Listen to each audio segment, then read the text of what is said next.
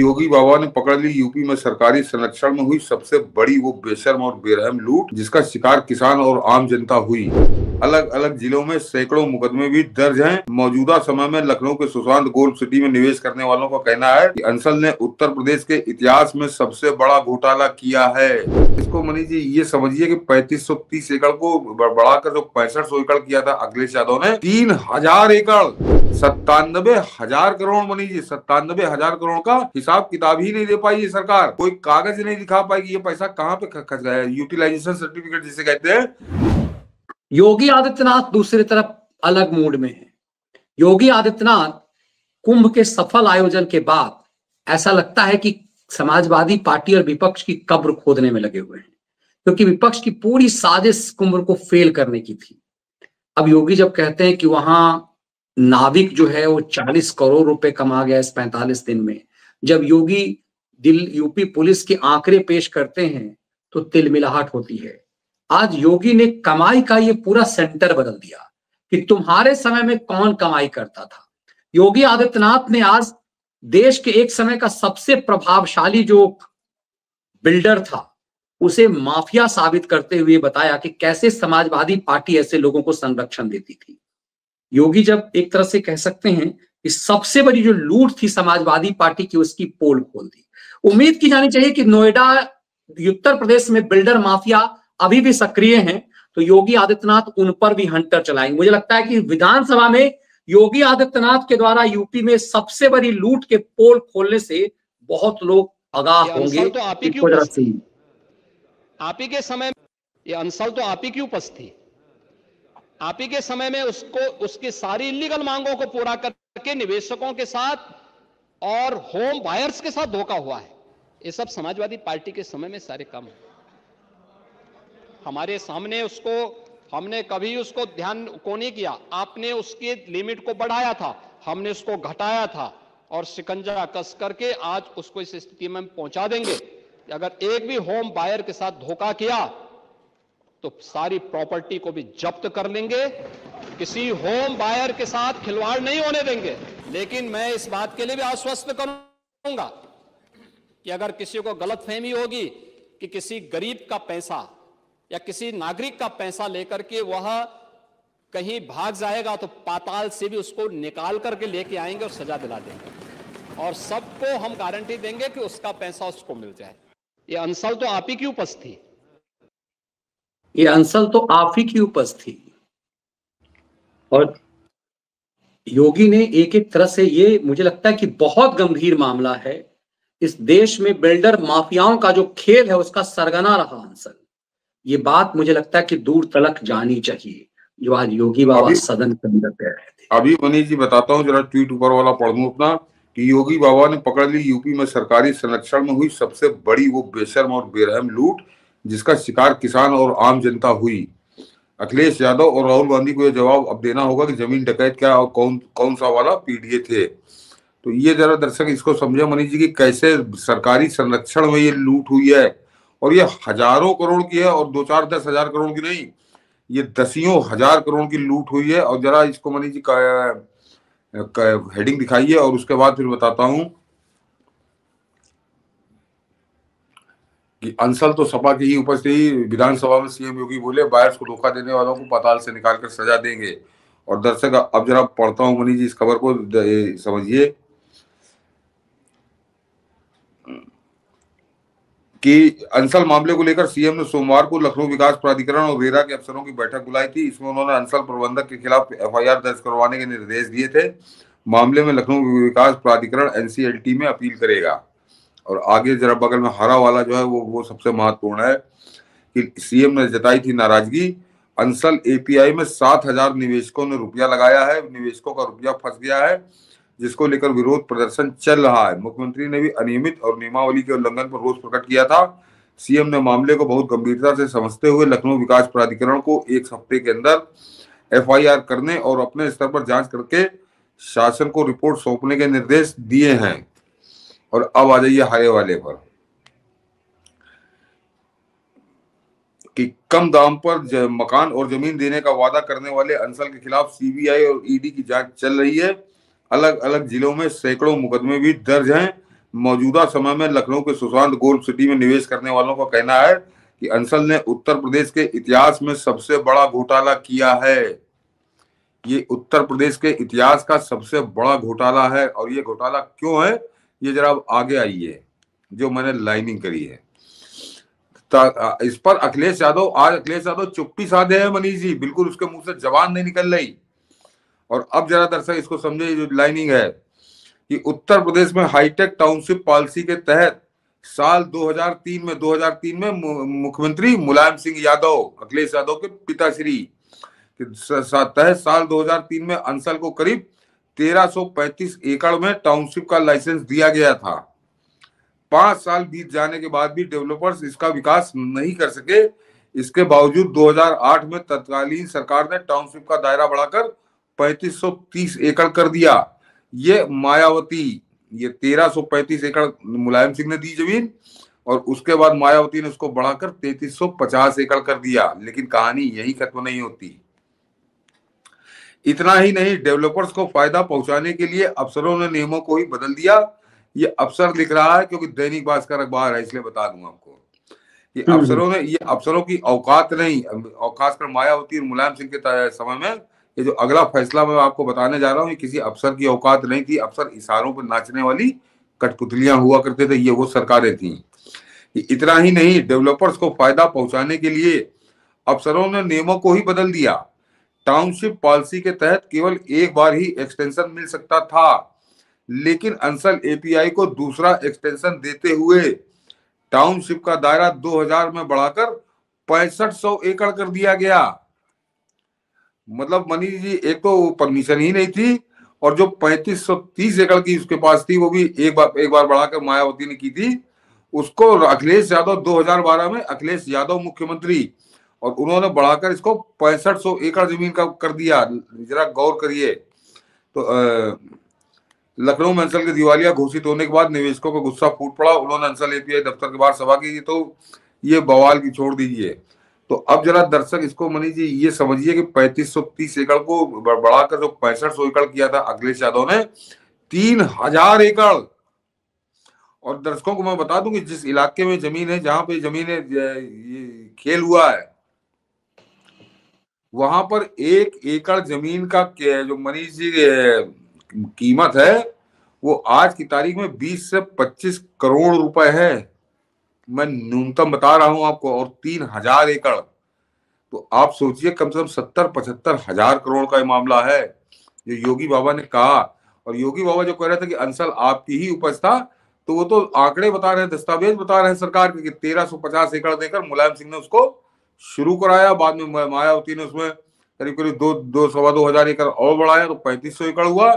और उसके बाद सारे नियमों कानूनों को किनारे रखकर वो संविधान, जो संविधान ने खोपड़ी में लेके घूमते हैं, उस संविधान की धज्जियां उड़ाकर अखिलेश यादव ने उसके सीधे 3000 एकड़ और बढ़ा दिए।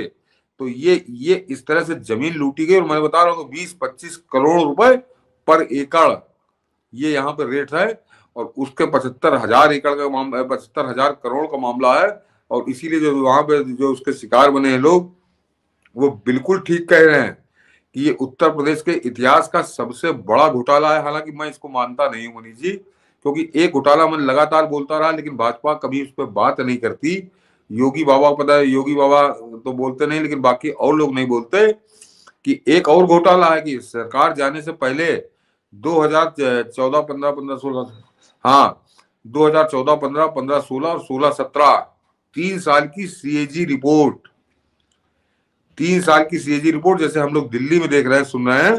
तो दिल्ली में तो कोई 200 करोड़, 250 करोड़, 2500 करोड़ छोटा राज्य है, तो वह छोटी है कि एक सीएजी रिपोर्ट को कैसे भुला दिया गया। कि वो सीएजी रिपोर्ट ये बताती है कि 3 साल के अंदर उत्तर प्रदेश में जो अखिलेश यादव यहाँ पे मुख्यमंत्री थे, 97,000 करोड़ मनीष जी, 97,000 करोड़ का हिसाब किताब ही नहीं दे पाई ये सरकार।